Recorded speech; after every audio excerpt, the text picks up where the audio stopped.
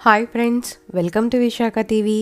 ఈరోజు వీడియోలో పుల్కాలు ఇలా బాగా పొంగి మెత్తగా రావాలి అంటే ఎలా తయారు చేసుకోవాలో చూద్దాం. ఈ పుల్కాలని మనం పప్పుతో కానీ లేదా ఏదైనా కర్రీతో కానీ సర్వ్ చేసుకోవచ్చు. డైట్లో ఉన్న వాళ్ళకి చపాతీలకు బదులుగా పుల్కాలు చక్కటి ఆప్షన్. మరి ప్రిపరేషన్ స్టార్ట్ చేద్దాం. ఒక పెద్ద బౌల్ని తీసుకొని అందులో 2 కప్పుల గోధుమ పిండిని యాడ్ చేసుకోవాలి. నేను మొత్తంగా 500 గ్రాముల గోధుమ పిండిని తీసుకున్నాను. నెక్స్ట్ 1 టీ స్పూన్ ఉప్పు, 1 టేబుల్ స్పూన్ కాచి చల్లార్చిన పాలని యాడ్ చేసుకోండి. వీటిని ఇప్పుడు చేతితో నీట్గా మిక్స్ చేసుకోవాలి. ఇలా పుల్కాలు చేసేటప్పుడు మనం కొద్దిగా పాలని యాడ్ చేస్తే పుల్కాలు చాలా టేస్టీగా ఉంటాయి. తర్వాత 1 కప్పు వాటర్ని తీసుకొని ఇలా కొద్దిగా యాడ్ చేస్తూ పిండిని కలుపుకోవాలి. వాటర్ ఒకేసారి ఎక్కువగా యాడ్ చేస్తే పిండి మెత్తగా అయ్యే ఛాన్సెస్ ఉంటుంది కాబట్టి ఇలా కొద్దిగా వాటర్ని యాడ్ చేస్తూ మెత్తగా కలుపుకోవాలి. మీరు కావాలి అంటే గోరువెచ్చని నీళ్ళని కూడా వాడచ్చు. పిండిని ఇలా కలుపుకున్న తర్వాత 2-3 నిమిషాలు చేత్తో ఇలా గట్టిగా ప్రెస్ చేస్తూ కలుపుకోండి.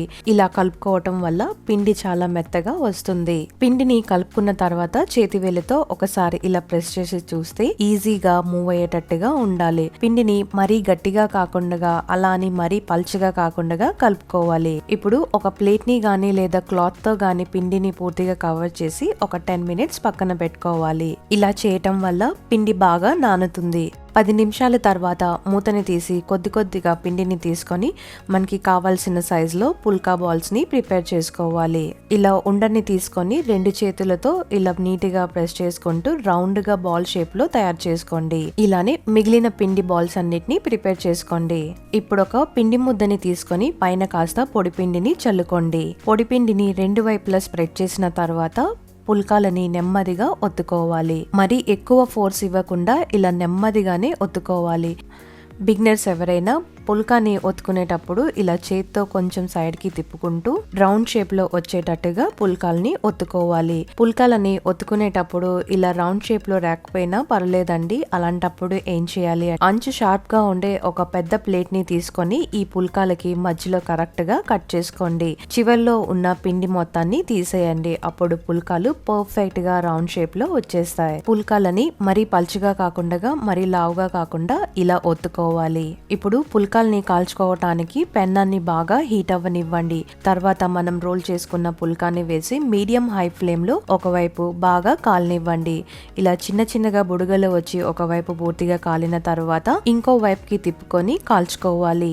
ఇప్పుడు రెండో వైపు ఇలా నీటిగా కాలనివ్వండి. ఇలా రెండో వైపు ముందుగానే నీటిగా కాల్చుకుంటే పుల్కా పచ్చిగా లేకుండా 2 వైపులా పర్ఫెక్ట్ గా కాలుతుంది. ఇప్పుడు ఈ పుల్కాని డైరెక్ట్ గా గానీ లేదా స్టాండ్ ని పెట్టుకొని మనము రెండో వైపు కాకుండా కిందకి ఉన్న భాగాన్ని పెట్టి హై ఫ్లేమ్ లో కాల్చుకోవాలి. ఈ ప్రాసెస్ లో మనం పుల్కాల్ని కాల్చుకుంటే పుల్కాలు చూడండి ఎంత ఈజీగా పొంగుతున్నాయో. పుల్కా రెడీ అండి. దీన్ని ఇప్పుడు హాట్ గా కూడా సర్వ్ చేసుకోవచ్చు. లేదు కాసేపటి తర్వాత సర్వ్ చేసుకోవాలి అంటే హాట్ బాక్స్ లో గానీ లేదా మూత ఉండే ఏదైనా బాక్స్ లో పెట్టి కాసేపు ఉండనివ్వండి. అలా చేయటం వల్ల పుల్కాలు మెత్తగా ఉంటాయి. ఇలానే మిగిలిన పుల్కాలన్నిటిని ప్రిపేర్ చేసుకోండి. పుల్కా చూడండి ఎంత మెత్తగా వచ్చిందో. పుల్కాలు బాగా పొంగటం వల్ల ఇలా లేయర్ గా వచ్చింది. మరి మీరు కూడా పుల్కాల్ని ఈసారి ఇలా సింపుల్ గా ప్రిపేర్ చేసుకొని ఎంజాయ్ చేయండి. మరి మీ ఫీడ్బ్యాక్ ని మాకు కమెంట్స్ లో తెలియజేయండి. మా వీడియో మీకు నచ్చినట్టయితే లైక్ చేసి షేర్ చేసి మీ సపోర్ట్ ని మాకు తెలియజేయండి.